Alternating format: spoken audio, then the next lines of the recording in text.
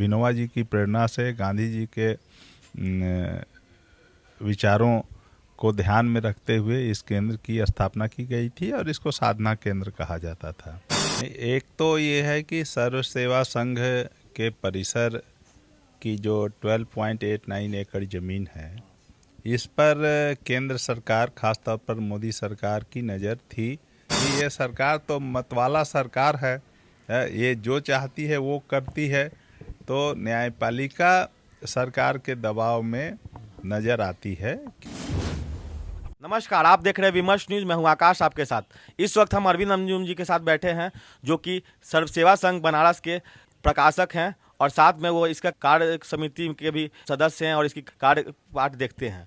तो अभी सर्व सेवा संघ के बारे में हम इसलिए बात कर रहे हैं क्योंकि यूपी की योगी सरकार और केंद्र सरकार ने उसको कैप्चर करने की कोशिश की और उसको डिमोलिश कर दिया और उसमें उसको अडानी को देने की बात कर रहे हैं, उसको टूरिज्म स्पॉट बनाने की बात चल रही है अडानी को दे करके।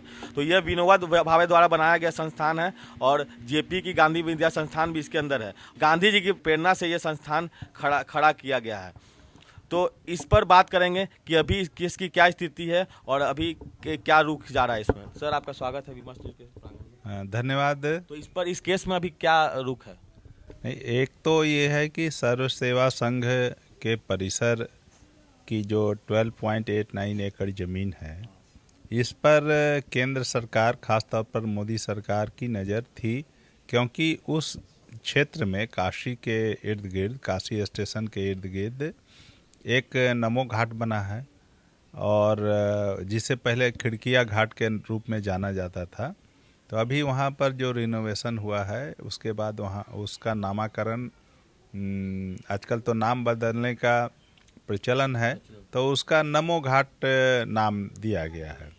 और वहीं इर्द गिर्द वहाँ मल्टी मॉडल डेवलपमेंट प्लान के तहत कई चीज़ें वहाँ बनने वाली है। मॉल बनने वाला है, सितारा होटल बनने वाले हैं, प्लाजा, मार्केट प्लाजा बनने वाला है। तो कई चीज़ें वहाँ पर प्रस्तावित है। वहाँ पर टूरिज़्म को डेवलप करने के लिए काशी स्टेशन को रिनोवेट किया जाएगा, वहाँ पर बस स्टैंड होगा, वहाँ से क्रूज चलेंगे। तो कई प्रकार की योजनाएं हैं जिनके लिए उनको ज़मीन चाहिए थी। तो रेलवे की वहाँ करीब करीब 30-40 एकड़ ज़मीन है, वो तो उसके काम में लगने ही वाला है। ये लगभग 13 एकड़ ज़मीन जो सर्व सेवा संघ के अधीन था, जो रेलवे से सर्व सेवा संघ ने 1960, 61 और 70 में खरीदा, उस ज़मीन को सरकार ने औने पौने तरीके से, गलत अवैध तरीके से, कानून की धज्जियां उड़ाते हुए ने उसने 22 जुलाई को कब्जा किया और उसको 12 अगस्त को उसके भवनों को ध्वस्त कर दिया। कानून के शासन के सिद्धांत की धज्जियां उड़ाने वाली बात हुई। जो काम अगर गुंडे करते हैं, समाज में असामाजिक तत्व करते हैं, वही काम सरकार कर रही है। सरकार का ये दायित्व है कि वो रूल ऑफ लॉ को फॉलो करे, कानून के शासन के सिद्धांत पर चले। लेकिन यहाँ खुद सरकार कानून की धज्जियां उड़ाई और एक साजिश के तहत, एक षड्यंत्र के तहत इस परिसर को अब कब्जा किया और ध्वस्त किया। तो अभी हम लोगों ने ये तय किया है, सर्व सेवा संघ ने ये तय किया अपने अधिवेशन में, इस परिसर को साधना केंद्र कहा जाता था। विनोबा जी की प्रेरणा से, गांधी जी के विचारों को ध्यान में रखते हुए इस केंद्र की स्थापना की गई थी और इसको साधना केंद्र कहा जाता था। तो जहां प्रकाशन सहित अन्य तरह की गतिविधियां संचालित होती थी पिछले 60 वर्षों से। तो ये हम एक साधना केंद्र नाम से बनारस में और एक केंद्र की स्थापना करेंगे और जिसके लिए ज़मीन या तो किसी से अनुदान में लिया जाएगा या फिर खरीदा जाएगा। तो एक तो यह बात है कि हम उस स्मृति को जो मिटाने की कोशिश हुई है उसको मिटाने नहीं देंगे। एक तो यह बात है। दूसरी बात यह है कि जो मुकदमे चल रहे हैं, क्योंकि इस संबंध में लगभग 13 मुकदमों के हम लोग पिछले 5 महीने के अंदर में सामना किए हैं। कई 2 तो पुलिस केस है हम लोग के ऊपर में, जो 12 अगस्त और 22 जुलाई को हम प्रतिवाद के चलते हम पर पुलिस ने दर्ज किया। 2 मुकदमे सुप्रीम कोर्ट में एसएलपी हम लोगों ने स्टे के लिए, जब ये डिमोलिशन का नोटिस आया था तो स्टे के लिए हम लोग गए थे, उसमें हमें कोई रिलीफ नहीं मिला। 3 मुकदमे हाई कोर्ट में हमारे द्वारा किए गए, उसमें भी हमें कोई रिलीफ नहीं मिला। और 3 मुकदमे एसडीएम और डीएम के यहाँ थे, उसमें भी हमें कोई रिलीफ नहीं मिला, बल्कि हमारे खिलाफ अवैध तरीके थे से, जो कि डीएम और एसडीएम का जुरिडिक्शन भी नहीं है, उस तरह के फैसले उन लोगों ने सुनाए। तो ये 3 और 3 6 और 2 8 मुकदमे में हमें कोई रिलीफ नहीं मिला है। इसके अलावा अभी 3 मुकदमे और 4 मुकदमे लोअर कोर्ट में चल रहे हैं। एक सिविल सूट है, सिविल डिक्लेरेशन सूट है, जिसमें अभी तक पिछले जब हम लोगों ने मई 31 को यह मुकदमा किया था, उसके बाद से अभी तक 4 जज बदले जा चुके हैं। सरकारी पक्ष ने इस पिटीशन को खारिज करने के लिए 711 के तहत अपील किया है। अब ये 711 की सुनवाई जब पूरी होने लगती है तब जज का ट्रांसफ़र हो जाता है, फिर नए जज आते हैं, वो कहते हैं इस मामले में चूँकि सुप्रीम कोर्ट का और हाई कोर्ट का डायरेक्शन है तो इसको हम खुद सुनेंगे, फिर से समझेंगे, उसके बाद ही इस संबंध में कोई फैसला देंगे। और जब उनको फैसले देने का वक्त आता है तब तक उनका ट्रांसफ़र हो जाता है। ये चौथे जज हैं इस मुकदमे में।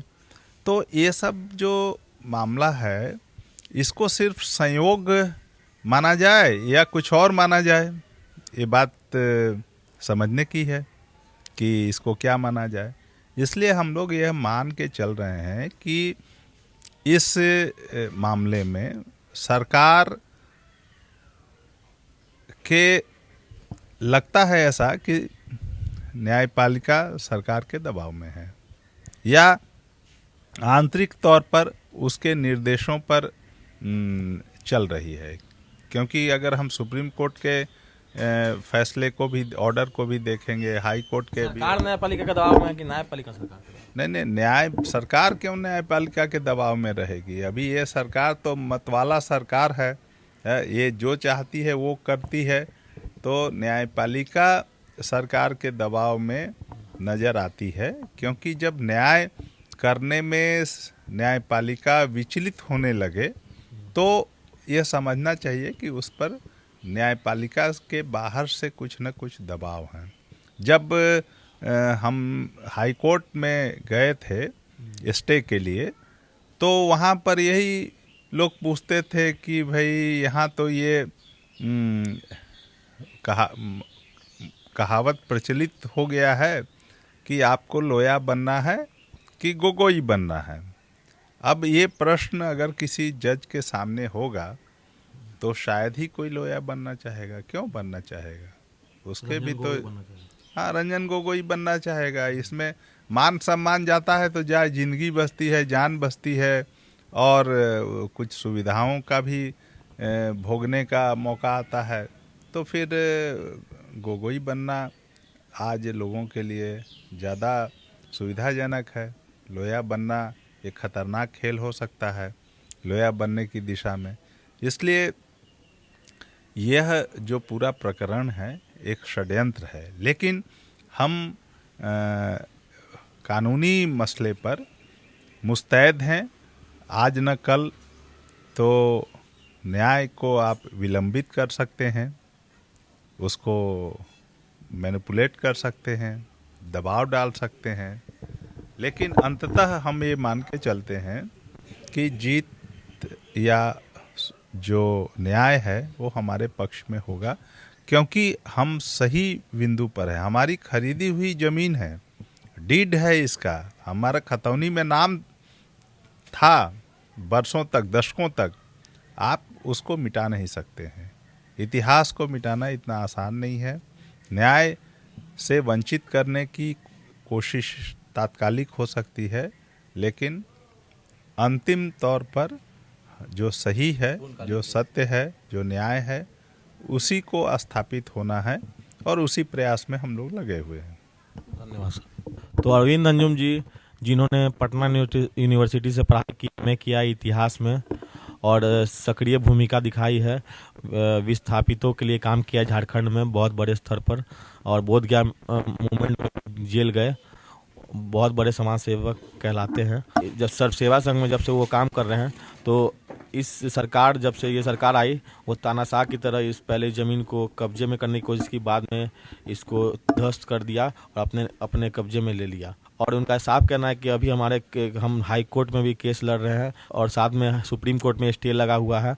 कुछ के डीएम और एसपी के पास भी केस गए, उसमें भी उल्टा फैसला दिया जा रहा है।